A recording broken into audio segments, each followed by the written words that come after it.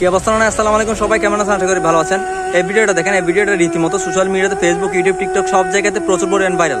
যে একটা ছেলে আর একটা মেয়ে সহবাস করছিল, ওই সময় উঠে আসতে পারতেছে না, ওইখানে রক্তপাতের কারণে তাদের মৃত্যু হয়। হ্যাঁ, এই ভিডিওটা প্রচুর পরিমাণ ভাইরাল। এখানে অনেক বাংলাদেশি, পাকিস্তানি, ইন্ডিয়ানি ভাইরা কমেন্ট করছে, মানে খুবই ভয় পেয়ে গেছে।